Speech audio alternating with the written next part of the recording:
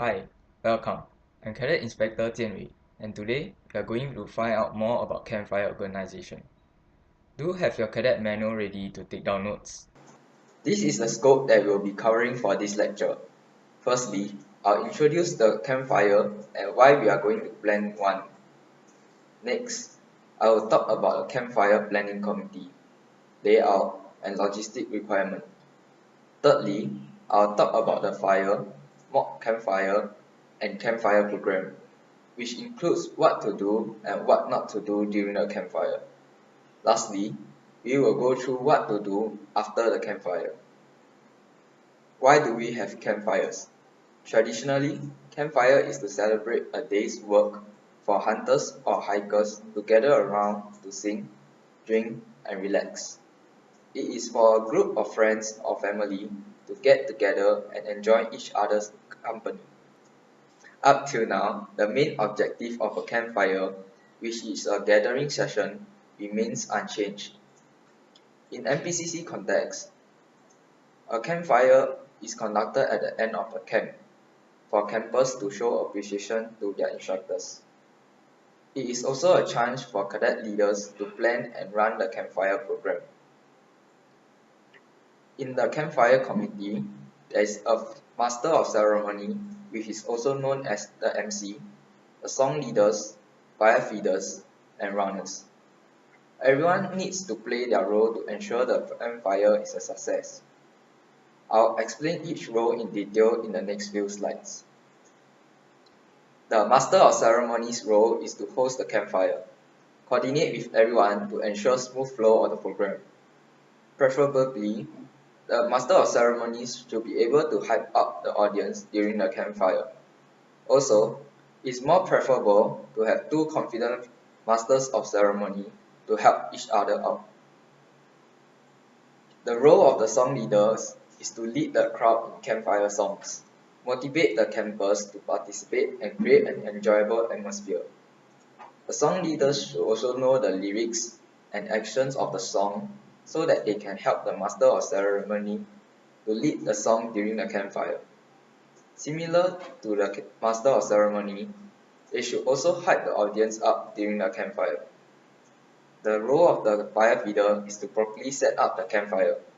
During the campfire, the fire feeders need to control the size of the fire which corresponds to the momentum of the campfire, and to maintain the size of the fire by adding firewood. This role is usually done by the cadet inspector or senior cadet leader due to safety issues. A fire feeder should also know when to increase or decrease the size of the fire. Therefore, they should know the program of the whole campfire to be able to decide the size of the fire. The role of the runners is to relay messages within the campfire committee and run any additional errands.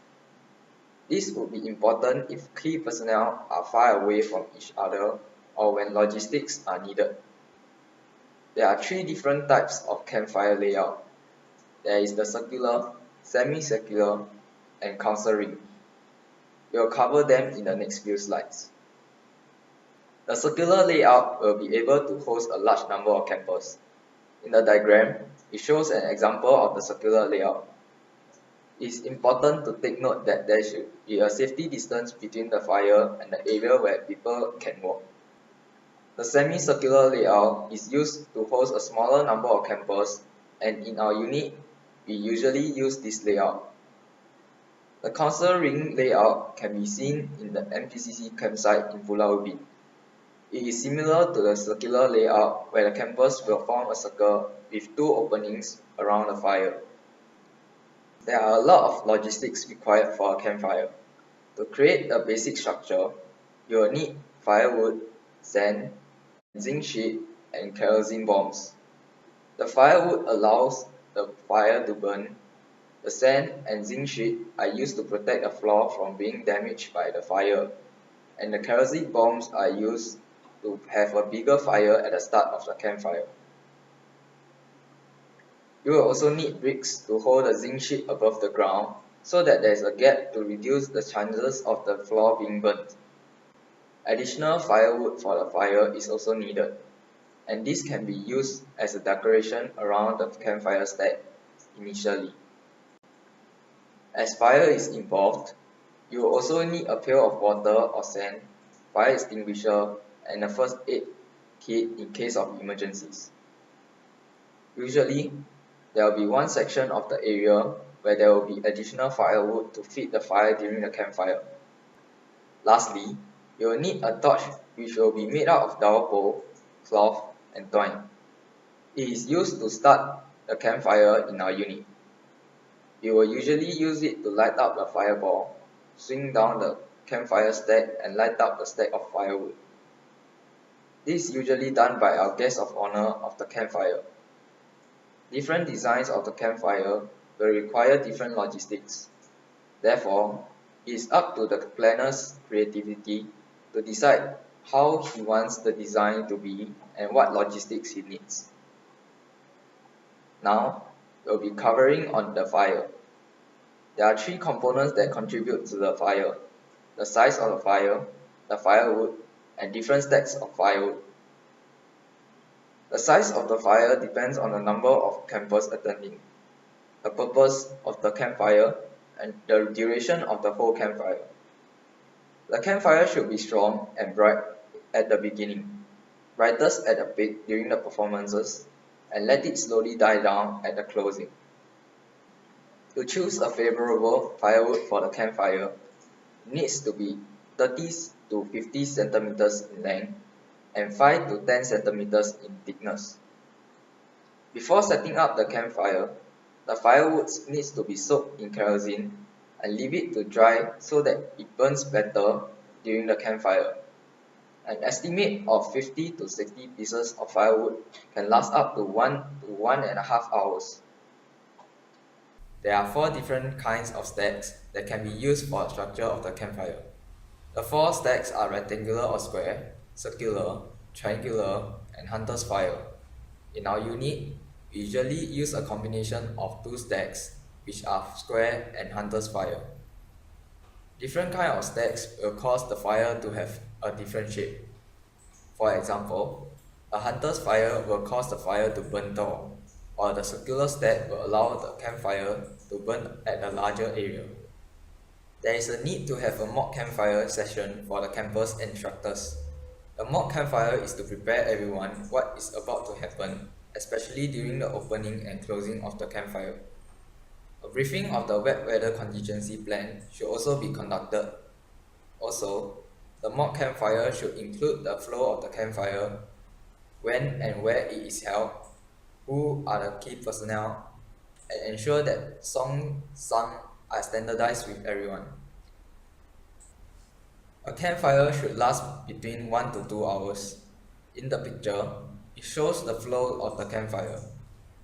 There is the building up of the momentum when the fire starts, the peak of the campfire where the performances are being performed, and the falling of the momentum when the fire will slowly die down. Now, we'll go through the campfire program. First, there is the opening where the guest of honor declares the campfire open and light up the fire.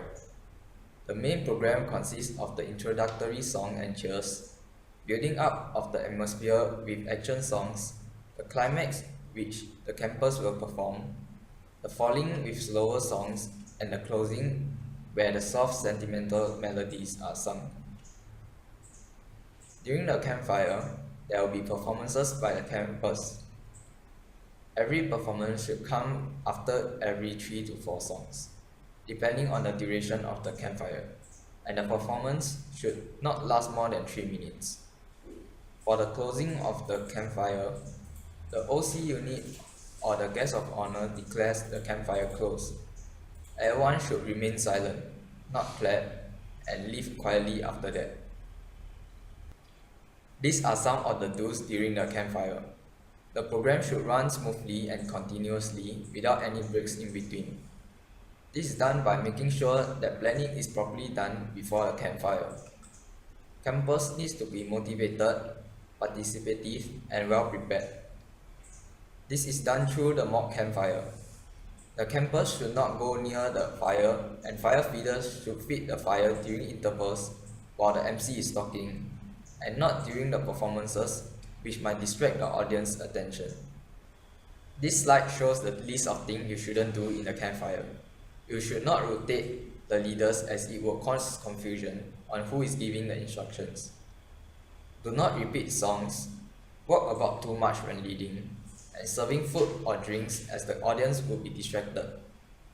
In addition, campers should not be allowed to add firewood due to safety issues.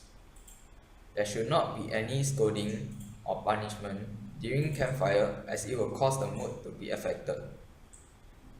The fire feeder should not add firewood into the campfire during the performance as it will distract the audience, as mentioned in the previous slide. These are the safety precautions the planners must take note when planning the campfire. The site needs to be open and ensure there are no low-hanging branches. The fire feeder should not pour kerosene on the fire as the fire burns the kerosene up to your hands. There should be a first aid kit, a fire extinguisher, and a bucket of sand ready for emergency. Campers need to be seated at least 3 meters away from the fire step. After the campfire is over, there will be a cleanup which is done the next day as the pit is still hot directly after the campfire. The campfire committee should be cleaning the ashes on the floor and clearing any leftover firewood. In conclusion, campfire is one of the fun elements in NPCC, and it is usually to mark the end of a camp. In addition, the committee should be creative and try out different ways to make the campfire memorable and unique. An example could be a fireball, which we have done over the years. This is a list of chemicals to put inside the campfire if you want to change the color of the fire. However, we need to seek clearance and help from the instructors or teachers when we plan to have colored fire, as some chemicals might be dangerous. Take a few minutes and pause the lecture to note down the different chemicals used to create their respective color of fire. We have come to the end of the Campfire Organization lecture. We hope you have gained more insights on how to plan and set up a campfire. Should you have any question pertaining to this lecture, feel free to approach any of your cadet inspectors. Thank you.